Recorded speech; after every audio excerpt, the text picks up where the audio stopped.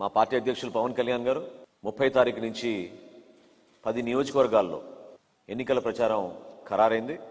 30 తారీఖు నుంచి 2వ తారీఖు వరకు పిఠాపురంలో, 3వ తారీఖున తెనాలి నియోజకవర్గంలో, 4వ తారీఖున నెల్లిమర్ల నియోజకవర్గంలో, 5వ తారీఖున అనకాపల్లి నియోజకవర్గంలో, 6వ తారీఖున ఎలమంచిలి నియోజకవర్గంలో, 7వ తారీఖున పెందుర్తి నియోజకవర్గంలో, 8వ తారీఖున కాకినాడ గ్రామీణ నియోజకవర్గంలో, 9వ తారీఖున మరొకసారి పిఠాపురంలో, 10వ తారీఖున రాజోల్ నియోజకవర్గంలో, 11వ తారీఖున పి గన్నవరం నియోజకవర్గంలో, 12వ తారీఖున రాజానగరం నియోజకవర్గాల్లో మొదటి విడత ఎన్నికల ప్రచారం మా పార్టీ అధ్యక్షులు పవన్ కళ్యాణ్ గారి టూర్ ప్రోగ్రాం ఖరారైంది.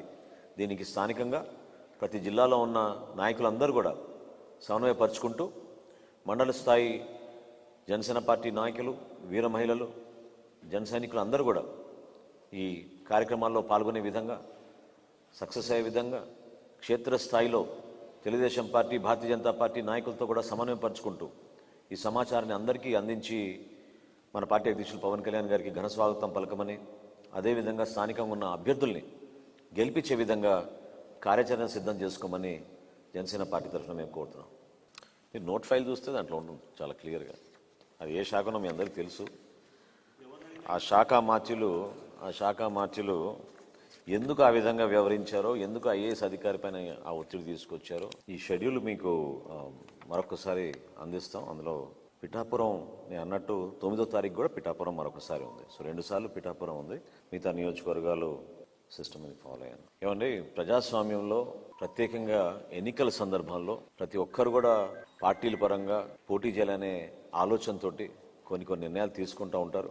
నాకు తెలిసి మా పార్టీ అధ్యక్షులు పవన్ కళ్యాణ్ గారు ప్రతి ఒక్కరిని గౌరవించే విధంగా, ఆ వ్యక్తి ఏ స్థాయిని కూడా ఆలోచించకుండా, గౌరవంలో మాత్రం ఎక్కడ కూడా తగ్గకుండా అందరినీ కూడా ఆదరించే విధంగా మా పార్టీ అధ్యక్షులు పవన్ కళ్యాణ్ గారు ముందుకెళ్తూనే ఉంటారు. ఆ డిసిప్లిన్, మా పార్టీ విధానం, అందరినీ కలుపుకుని పోయే మనస్తత్వం మా అందరిలో కూడా ఆయన ఇన్కల్కేట్ చేశారు.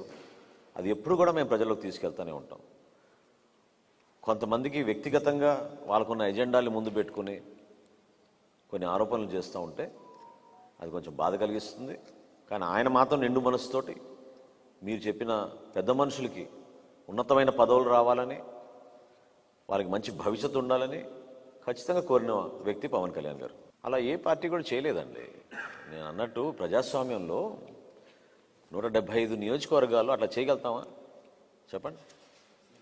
సో అందరినీ